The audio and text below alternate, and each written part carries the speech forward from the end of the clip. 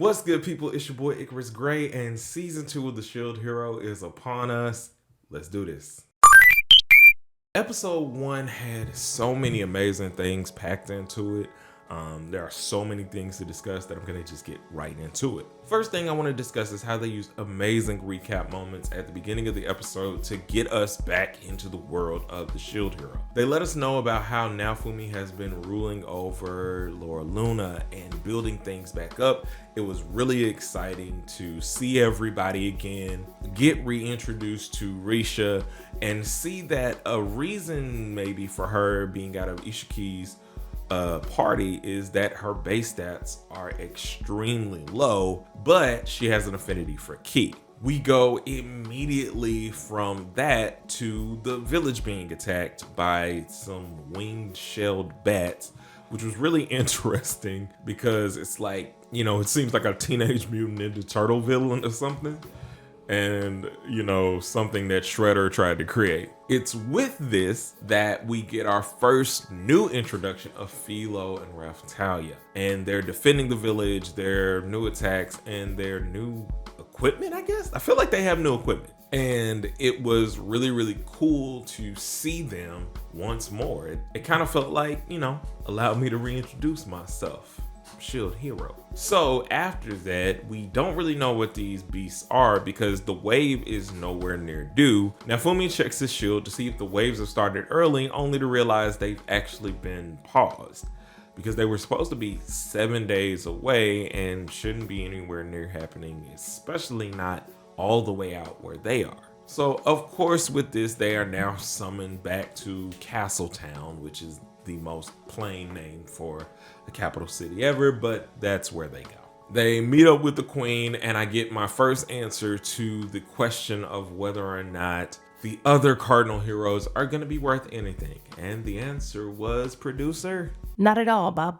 Not at all. Immediately when the queen is explaining to them what's going on, they're like, nah, not my problem. I'm out. I immediately kind of felt disappointed that they haven't grown at all. That they're not really changing their actions, and that at most they're just more respectful of Naofumi. Like, I think that's the only growth that they've really shown thus far. It was also interesting in the subsequent conversation between the queen and Naofumi after they left about how she's, you know, checking on Meltys and how he's really happy that she's also grown as more of a queen candidate. I mean, if you're kind of one of those red flag people, this would be one of those red flags that would like signal to me that something's gonna happen to the queen eventually. You normally don't progress a character in learning all of these things about ruling if you're not planning on doing something with it. So I'm interested to see where they take that storyline, especially since Meltys not with them as they go to Spirit Tortoise Town.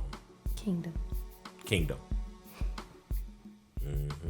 So we get our first meeting of Rishia and Ishiki after what seems to have been a long time. And you can kind of see that a lot of his reasoning for kicking her out of the group was because she was weak and he wanted to protect her. But at the same time, they don't have a lot of the same connections that Naofumi does with all of his team members, which is to build them up and try to figure out, well, if you can't do this, maybe you can do this. They're just not caring people, and it kind of runs dry, even though he's one of the better ones out of the three. Do you think that maybe that his reaction to her at the end of their first meeting might hint at something more? Like maybe he really does care about her? Kind of like the Naofumi in the beginning, like where, you know, he was mean and distant with everybody, but there was clearly something, you know, deeper going on with him. I think more of what they were doing here is trying to establish her self-esteem. I want to think that there's a depth to them, but at this point, until I see it, I'm not giving them any credit. So now we begin the travel to the Spirit Tortoise Kingdom. That what it's called? I think so. Y'all names suck. But before we do that, we have to go with our first little sprinkle of fan service for the season. Rishia gets a temporary slave crest. And Naofumi questions the whole slave process in general. You can kind of see that Ralphtalia looks at it differently because it bonded her to Naofumi in a Stockholm syndrome kind of way for her, it seems like. But it seems more like, she finds it endearing, which is cute, but at the same time, he's like, that's not how this works. That's not how any of this works. And I'm glad that they're continuing to make Naofumi a character that you can stand behind. He makes sound decisions, and the only thing that he's ever done that would be considered bad or toxic is lean into the fact that people thought he was a villain, so he kind of tried to play the villain while still being good. So he was basically in full anti-hero mode. She's a bit hesitant about getting the crest, but then decides to get it, which he says, as long as you're okay with this, then that's fine. Consent, everybody. I think that her base stats increased. I'm still not sure because it's always hard to kind of see things, especially since I'm not the one pulling up the menus. So now we're into traveling to Tortoise land proper.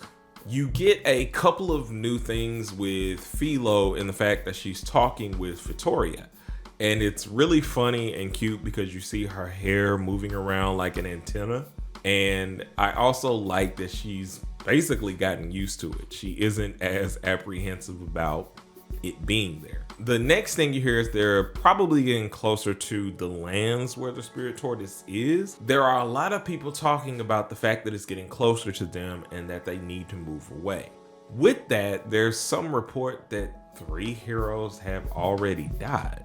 Upon hearing this, Rishia is immediately like, yo, is Ishiki dead? Because I am very, very much so sad about this, and I care.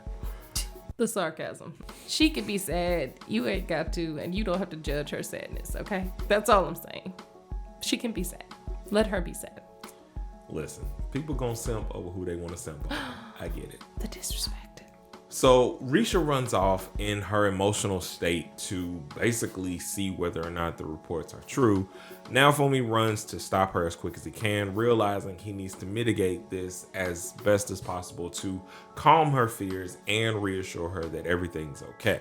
To do that, we get another peek into Filo using her ability to talk to Fitoria because she is able to know where each of the Cardinal heroes are, if they're still alive, and things like that.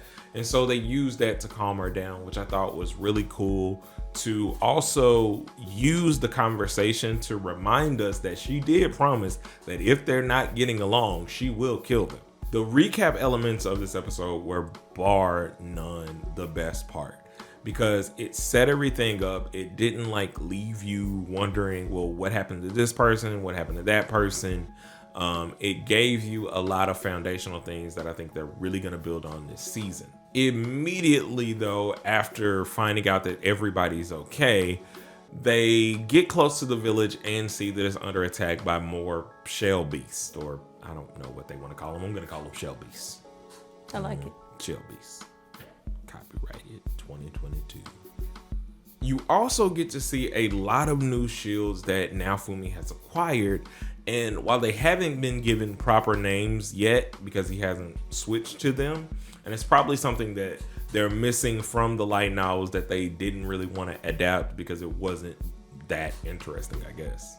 You see that their fighting styles have really advanced from what they started at. It's really exciting to see how their teamwork has grown from season 1. And of course, because they know that they need to give us a hook, they see that it's time once more for Naofumi to use the Rage Shield. He does that, and the power of it has increased dramatically because, as we recall, they were finally able to do their class upgrades at the end of season 1, which I'm presuming that Naofumi was also able to do the same. Once he's disposed of the threat, we are left with only one thing: a new waifu? I'm not really sure what's gonna happen here, but the introduction of this purple-haired character who seems to be like some alternate version of Meltys all grown up, and her immediate request of, are you the shield hero? Please kill me. It's like, wait, what? That's what you end the episode on? Man, perfect.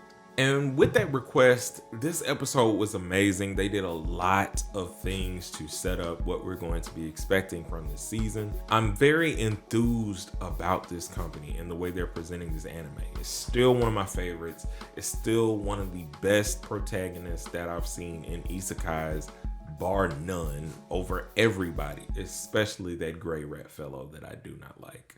What about Subaru? Excluding Subaru from all of this because he is the true king of isekais. But outside of that, it was an amazing episode. I would love to know what you guys thought about it down in the comments. If you enjoyed this video, hit the like, hit the subscribe, and hit that bell button so you can be notified for every time that we go live. I'm going to do more of these discussion videos throughout the entire season of Shield Hero, so be on the lookout for those. I'll see you guys in the next one. Peace.